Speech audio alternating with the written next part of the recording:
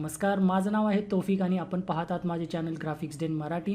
तर या व्हिडिओमध्ये आपण पाहणार आहात की कसं आपण ॲडोबी इलुस्ट्रेटरमध्ये सिमेट्रिकल ऑब्जेक्ट्स क्रिएट करू शकतो किंवा सिमेट्रिकल ऑब्जेक्ट्स ड्रॉ करू शकतो. अगदी सोपी पद्धत आहे. सुरू करूया. आता याच्यामध्ये मी आधीच एक सिमेट्रिकल ऑब्जेक्ट इथं प्लेस केला आहे. तर सिमेट्रिकल ऑब्जेक्ट म्हणजे नेमकं काय, तर दोन्ही साईड्स जर आपण बघितल्या याचे ते आयडेंटिकल आहेत. जर एक साईड आपण इथे ड्रॉ केली तर दुसरी साईड पण एकदम आयडेंटिकल, म्हणजे आपण मिरर इमेज म्हणू शकतो. त्यांना आपण सिमेट्रिकल ऑब्जेक्ट्स म्हणू शकतो. हे जर आपण पेन टूलने ड्रॉ करण्याचा प्रयत्न केला तर ही जी बाजू आहे ही आपण ड्रॉ केली, एक्झॅक्टली आयडेंटिकल ऑब्जेक्ट आणणं नियरली इम्पॉसिबल आहे. म्हणून आपण मिरर या ऑप्शनचा यूज करायचा. सुरुवातीला आपण काय करा, एक सिमेट्रिकल ऑब्जेक्ट कोणताही इम्पोर्ट करून घ्या, जसं मी केलं आहे.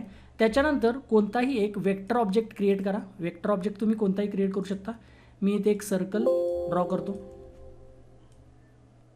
सर्कल ड्रॉ करा. या सर्कल असेल किंवा कोणताही ऑब्जेक्ट असेल ते मॅटर नाही करत, फक्त आपण काय करायचं आहे, एक वेक्टर ऑब्जेक्ट ड्रॉ करायचा आहे.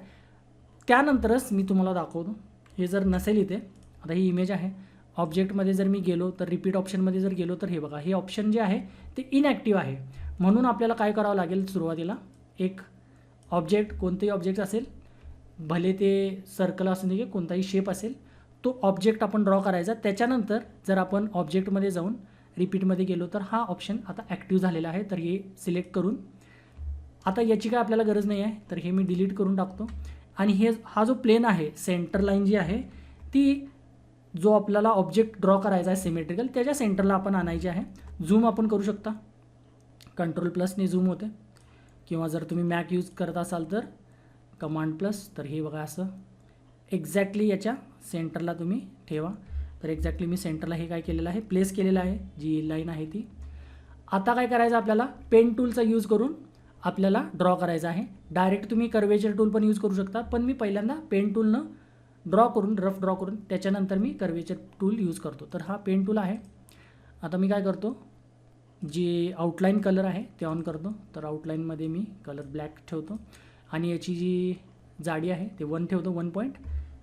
थोडंसं झूम करून, एवढी पण काही गरज नाही. तर इथून चालू करतो. आता याच्यामध्ये ट्रेस करण्याच्या भरपूर पद्धती आहेत. तर ही जी पद्धत आहे, रफ सुरुवातीला ड्रॉ करून नंतर त्याच्यामध्ये अँकर पॉईंट्स ॲड करायची, ही मला सोपी वाटते म्हणून ही मी वापरत आहे. जर तुम्हाला याच्यापेक्षा दुसरी कोणती पद्धत येत असेल तर तुम्ही ती पद्धत वापरू शकता, कारण याच्यामध्ये अशी एकच पद्धत बरोबर आहे असं काही प्रकार नसतो. आपल्याला रिझल्ट मॅटर करतो.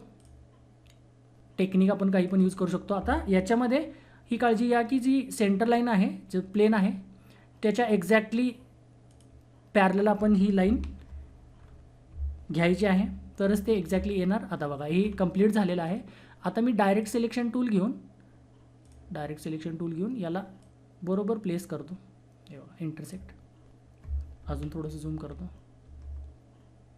इथं आहे, हे बघा, हे असं एक्झॅक्टली प्लेस करा. आता हे काय झालं, एक्झॅक्टली सेंटरला आपण घेतलेलं आहे. आता आपण एडिट करू शकतो. तर मी काय करतो, कर्वेचर टूल घेतो. आता कर्वेचर टूलच्या ऐवजी आपण याच्यामध्ये ॲड अँकर पॉईंट करून नंतर त्याला कर्व करू शकतो, पण कर्वेचर टूलनं थोडंसं स्मूथ होतात कर्व्स, म्हणून मी याचा वापर करतो. सिम्पल आता आपल्याला काय करायचं आहे बघा, इथे क्लिक करायचं आहे आणि सिम्पली याला हे, आता जसं तुम्ही बघताय की इथं जो मी चेंज करणार तो ऑटोमॅटिकली इथं होतो. जसं मी ड्रॉ केलं एक साईडला, ऑटोमॅटिकली ते दुसऱ्या साईडला इथं ड्रॉ झालं.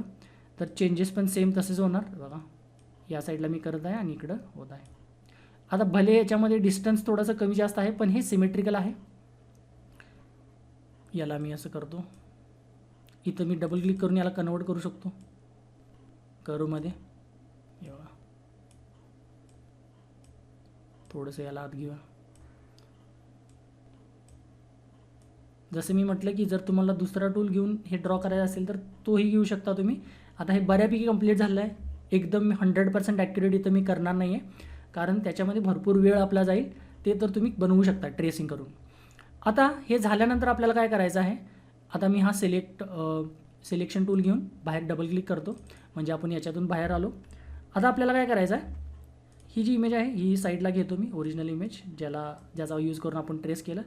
आणि हा जो ऑब्जेक्ट तयार झाला आहे याला आपल्याला सुरुवातीला काय करावं लागेल, सुरुवातीला याला एक्सपॅन्ड करावं लागेल. तर ऑब्जेक्टमध्ये जाऊन एक्सपॅन्ड करा, ओके करा. आता अजून आपल्याला भरपूर काही करायचं आहे. तर याला राईट क्लिक करून अनग्रुप करा. परत एकदा याच्यामध्ये राईट क्लिक करून डबल क्लिक करतो. परत एकदा आपल्याला अनग्रुप करायचं आहे. आता कारण याच्यामध्ये हे बघा, हे क्लिपिंग मास्क असतं, हे इथं दिसतंय आपल्याला. जर आपल्याला पाहायचं असेल तर कंट्रोल वाय, किंवा जर तुम्ही मॅक यूज करत असाल तर कमांड वाय प्रेस करायचं. हे बघा, हे दिसेल आपल्याला. फक्त आपल्याला हे डिलीट करायचं आहे. रिलीज क्लिपिंग मास्क करून हे बघा, हे डिलीट करायचं आहे. मी कंट्रोल वाय करतो परत प्रेस, म्हणजे आपला नॉर्मल व्ह्यू आला. परत याला अनग्रुप परत एकदा बाहेर क्लिक करून right click, release clipping mask, आणि हा इथे क्लिपिंग मास्क आपल्याला काय करायचा आहे, हा क्लिक करून डिलीट करा.